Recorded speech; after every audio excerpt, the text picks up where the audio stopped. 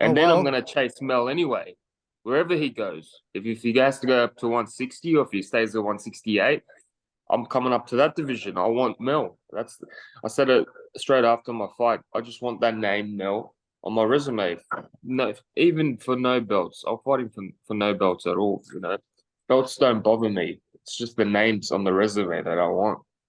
I would imagine, given this situation, you want to fight him even more. But like, is all that stemming from what just happened with this whole Canelo fight, or what else is like? Why do you want him so bad? It's just he's been the man of the division. He's been the man that I've wanted to fight for such a long time. So you know, for me to beat each one individually and take those belts would be cool. But he's the one that did it first, and he's the name that I want, and I'll fight him for no belts. Doesn't bother me.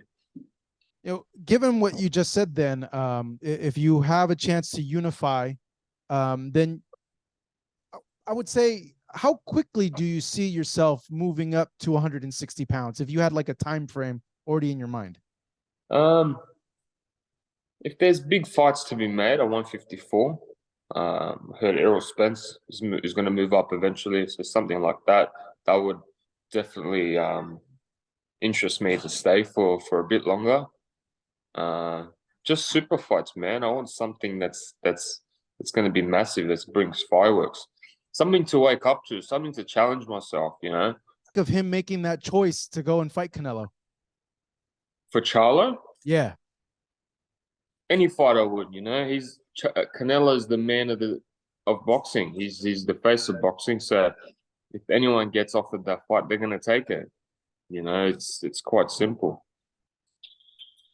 In terms of you, though, how, I guess, emotion wise, what do you make of it? Because now not only are you not able to fight Jermell, which is someone that you wanted to fight, but I think more importantly for you, the whole fighting for the undisputed belts is kind of like in a weird spot right now. I think I think the fact that he hasn't fought in a year, nearly a year and a half. I've been mandated to fight for the WBO title for nearly what 3 years now. Like there's too much politics, you know. If he's not fighting, then the belts have to be vacated. It's quite simple. It's not fair because the whole division's been held up because of him. So it just doesn't make any sense to me, you know. So right now, it is what it is. That's how I see it. Given that too, I would imagine you have been waiting for this fight for a very long time. You had two fights in between for wait to him to heal up. I would imagine, is there like, I don't know, are you angry at this? Oh, there is a bit of anger. Of course, there's a bit of anger. Um, he's been on my hit list for such a long time. It's been my goal, you know, and everything was discussed, everything was ready, and then his brother decides to pull off something, and Mel decides to take it. So you know, there's not much to say about it. When was it supposed to take place? Did you guys like have all that finalized, like where it was going to take place, like Yeah, date, venue? venue, everything was confirmed. That's the Yeah. thing. Where Yeah, everything. what was the date? What was the venue? Where was it going to happen? I think it was going to be in Vegas on October 14th. Oh wow. Did they say Yeah, what? T-Mobile, MGM, Mandalay? not. No, I think it was MGM from what I remember. So with this fight, just curious, Tim, what's going to happen with Jermell and Canelo, given what you know about boxing? How do you see that?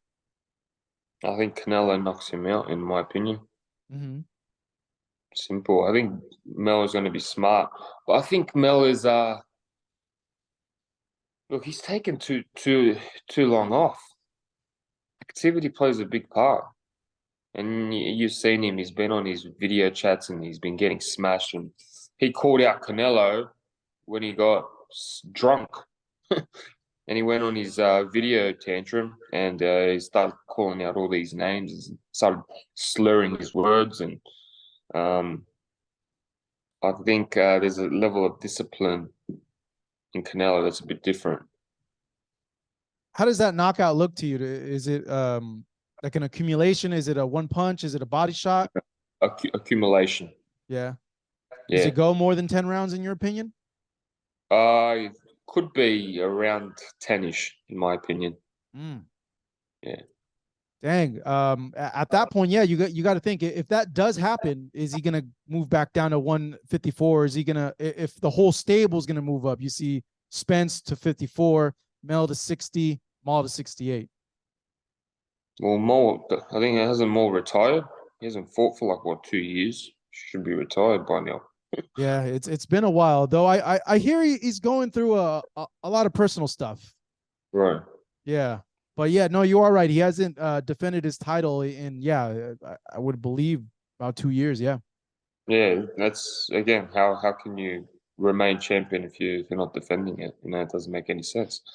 So yeah, if he goes up to 160, then I guess all the titles are relinquished. Is there anything you guys can do? When I say you guys, fighters can do in situations like that where you could petition the sanctioning bodies and be like, yo, dude, like, why am I not elevated to full champion? Or like, why isn't this guy stripped? That could be they. I understand that, you know. That's the real question. You got to ask them. Mm. But it's all for them. I think for the organizations, it's all about the undisputed versus undisputed. So I think that's how they're marketing it. And when you've got Canelo's level of pull in the game, there's not much to argue about. Who knows, man? This boxing takes turns. You don't know what's gonna happen. One day, who knows? Who knows? Maybe I'll get the call and fight Canelo. Maybe I'll get the call and fight Triple J. Who knows, man? And I'm ready for those type of fights as well. You know, they're the names that I want. I Yeah. would love to see you in Triple G, man. That just hearing from what I look, I was in Vegas last weekend and I went to all the gyms, and just by chance we're chatting about like who like really messes people up in sparring, and just about everyone I talked to brought you up. Like, no, Tim messes everybody up. Like for real, it's like that dude's for real. Like he does not play in there when it's even like sparring. Like he messes everybody up. Hey, I keep my sparring private. I try Hey, not to but talk about it. the legend of Tszyu is growing, though. That's for sure. I know you do have your eye on Spence. You mentioned Spence, I want to say like a year ago, wanting that fight with him. What do you see there in Spence that makes you feel that, hey, you know what? I think I can take this guy. It's a fight that wakes me up, you know, wakes me up. You know, those fights that you'd be like a challenge, like the Tony Harrison fight for me was like all right, I've got to wake up. This is the fight, and it brings something different in your brain, in your body. You learn more about yourself. You just become a different person, a different animal, and that's another fight that will bring a different animal into me. I got a few fan questions before I go ahead and close out this interview. I just want to ask a lot of people did ask, hey, are you going to fight? Not fight, but what venue would you love to fight at here in the US or over there in home in Australia if you had a choice? And what fight would that make sense for? MGM, T-Mobile, or Madison Square Garden. Oh, wow. Yeah, MSG. yeah, that's pretty. Those are my three dreams. Why those two in specific, MGM and MSG? I've watched a lot of fights growing up. I'm a big boxing fan, so growing up watching boxing my whole life, I remember the big fights. So even Caesar's Palace would be cool. I remember who fought there. I think it was Sugar Ray. Sugar Ray Leonard fought there against someone else. Forgot which fight exactly, but yeah, just those type of venues. I got another tweet here saying that the Melbourne Cricket Stadium is one of the few stadiums with capacity to break the highest attendance at a boxing match. Is it in your goals at all to try to break that? Of course, but you need the perfect dancing partner to be able to break attendances like that. Yeah, that's true. But I would imagine. Was that Tim? Sorry about that. But it takes two to tango. Yeah, I would imagine though, you're at a point, I think popularity wise in Australia that you could get pretty close to that. Yeah, we could for sure, for sure. But I would imagine, yeah, a Mel or a Spence over there would be able to fill something like that. Side note, man, you looked spectacular in your win against Ocampo. You keep getting better and better. Is there one thing that you attribute that to? Experience. Yeah, experience. Simple.